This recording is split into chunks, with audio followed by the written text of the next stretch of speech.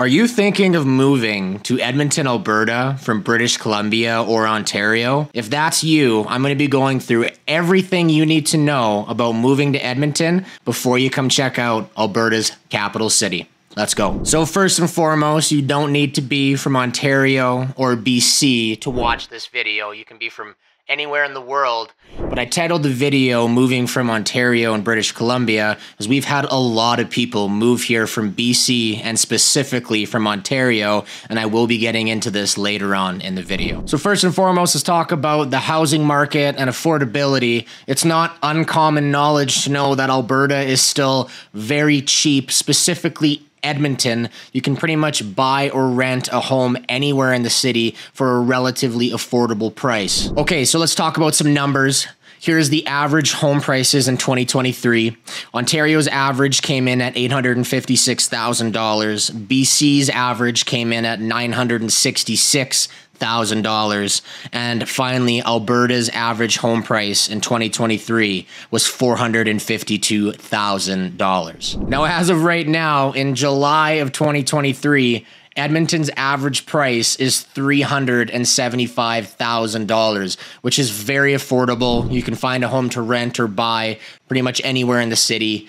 It's very easy to find affordable housing. Now let's talk a little bit about transportation. One of the downsides to living in Edmonton is we do have very long, cold, and snowy winters. So in my opinion, it is definitely preferable to have some type of car or a vehicle to get around. Edmonton does have our LRT system and many bus routes, but since our winters can be very snowy and very cold, waiting for the LRT and waiting for the bus can be a bit of a nuisance, so it is preferable to have some type of car or a vehicle. Now let's talk about occupations and business in Edmonton. So for the most part, Edmonton is an oil and gas city. We rely very heavily on our energy sector.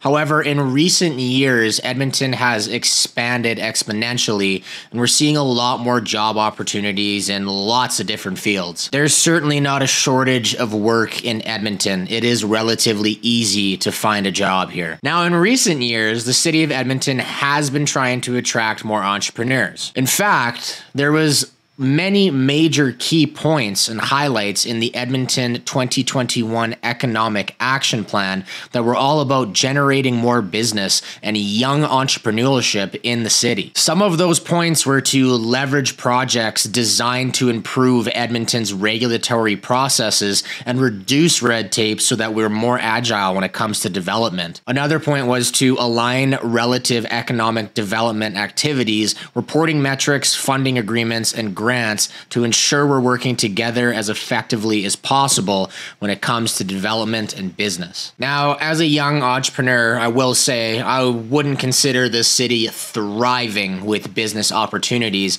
but we're growing very quickly. So if you work hard enough and you find the right opportunities and meet the right people, you can certainly thrive in this city. Okay, so now let's talk a little bit about immigration and people immigrating to Edmonton, which there is a lot of. There are people immigrating from all over the world to Edmonton.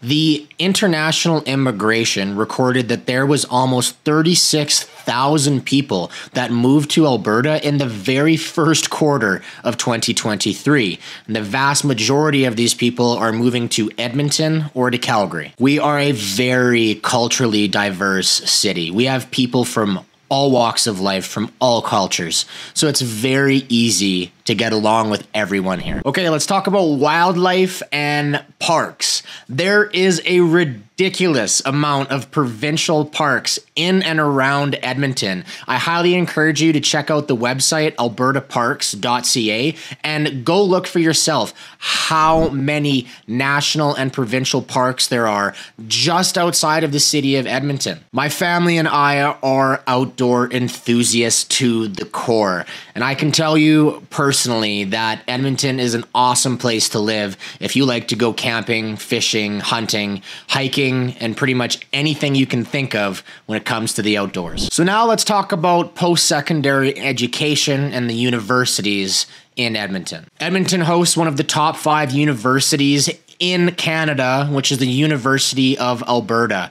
Right now, they have about 41,000 students with 4 amazing campuses across the country.